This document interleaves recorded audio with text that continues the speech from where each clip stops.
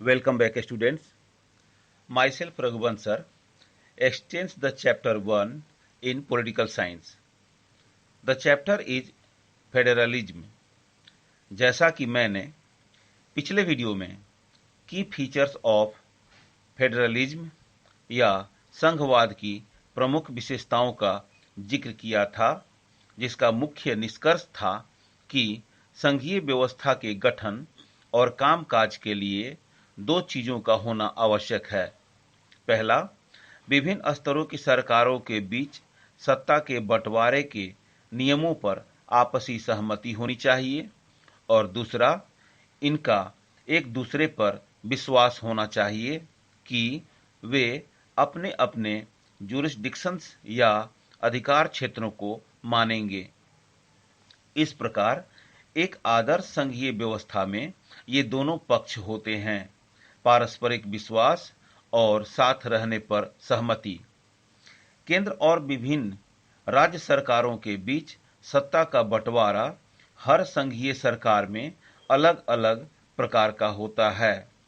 Students, आज के video में हम अब चर्चा करेंगे कि संघीय शासन व्यवस्था का गठन किन तरीकों से होता है।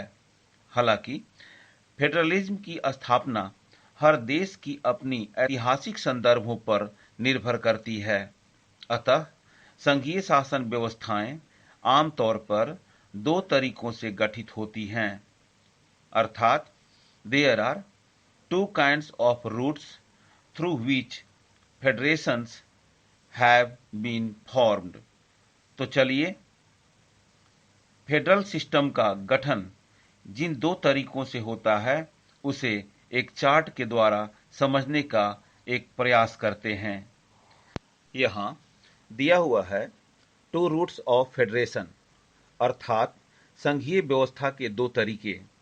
फर्स्ट, कमिंग टुगेदर फेडरेशन, अर्थात दो या दो से अधिक स्वतंत्र राष्ट्रों का स्वेच्छा से एक बड़ी इकाई गठित करना, और दूसरा, होल्डिंग टुगेदर फेडरेशन, अर्थात एक बड़े देश द्वारा अपनी आंतरिक विविधताओं को ध्यान में रखते हुए राज्यों का एक संघ स्थापित करना। अब फर्स्ट पॉइंट को देखें तो हम पाते हैं कि in the coming together federation states come together to form bigger unit, अर्थात कमिंग टुगेदर फेडरेशन में कई राज्य स्वेच्छा से आकर अपनी सुरक्षा एवं खुशहाली के लिए एक बड़े इकाई संघ का निर्माण करते हैं। हालांकि इन राज्यों की अपनी अलग पहचान बनी रहती है। दूसरे शब्दों में हम यूं कहें कि कमिंग टुगेदर फेडरेशन में शामिल राज्यों की अपनी अलग अलग संविधान तथा नागरिकता होती है।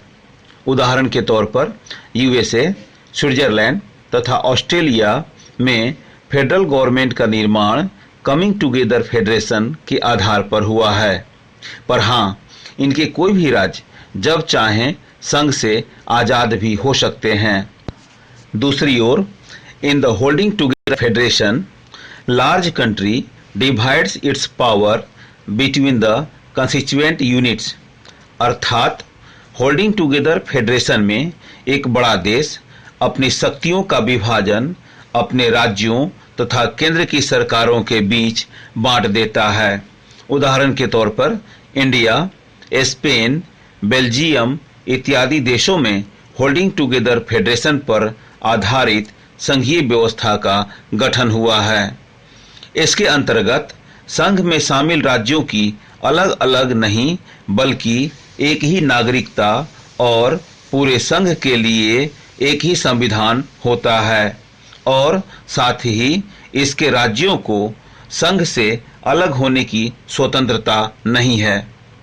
कमिंग टुगेदर फेडरेशन में केंद्र सरकार से ज्यादा ताकतवर उनके राज्य होते हैं, जबकि होल्डिंग टुगेदर फेडरेशन में राज्यों के बनिस्पत केंद्र सरकार ज्यादा ताकतवर होती है। Now students, that's all for today. We will see you in the next video. Thanks.